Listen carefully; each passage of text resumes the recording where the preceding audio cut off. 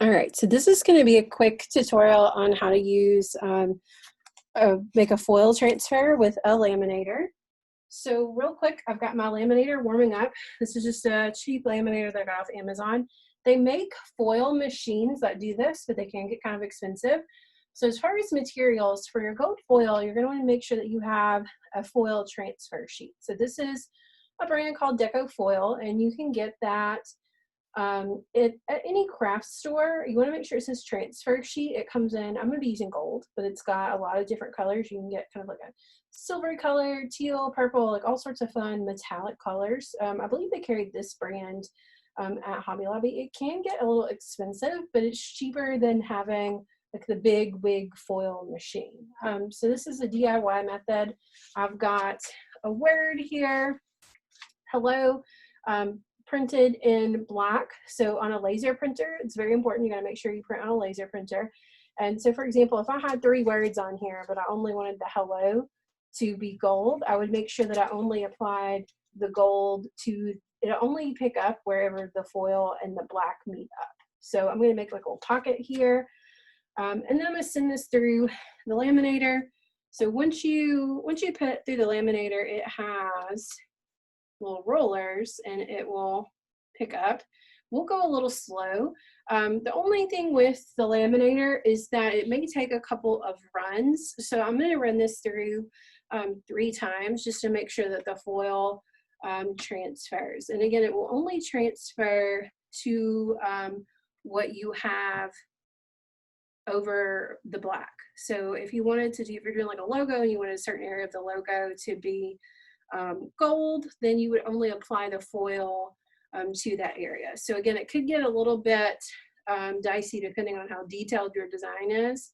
Or if you want to do something that's solid gold foil, you just put the foil over the whole design. But you do have to make sure that you print it in black on a laser printer. So for example, the machine that we have in the computer lab is a laser printer, in the 417 lab that is, and the machine that we have in the art office is a laser printer. So as long as you've got that pigment, it will bind to the toner. All right, I'm gonna do one more, you guys, and we'll see what happens. It's a little bit of a touch and go. I've got the laminator on the 5 mil, which is gonna get a little hotter because it is for thicker material.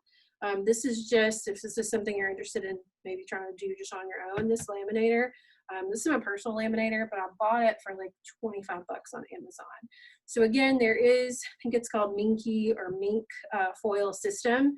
That's a little bit more sophisticated, but it's like a higher end. It's kind of like the Cricut, but for foil cutting.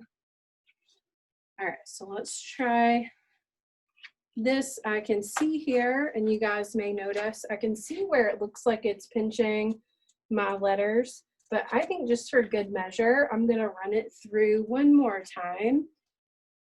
So again, it just depends on how big of an area that you're doing, and the laminator, it just kind of rolls through, but you can push just a little bit. It's not gonna make it go any faster, but it will make sure that it's binding and keeping your work safe. So you have to have a buffer sheet making this little kind of envelope by folding the sheet in half. Ideally, this works best on cardstock. I'm just using regular copy paper, but you want to make sure that you have something in between your foil and your laminator. If not, it's just going to get caught and stuck in the laminator. All right, so I'm going to see what we've got here. You will notice these areas where it's kind of pinched. I'm going to try to pull this off. Moment of truth, you all. Here we go. And you will see didn't quite stick super well. We'll do another test on cardstock so I can show you the differences, but you can see on the foil where it was starting to grab the pigment. So, and that kind of looks a little cool with the black and the gold accents, but just thinking about how and where you apply this foil. And so the next video we'll do a cardstock one and we will compare and contrast.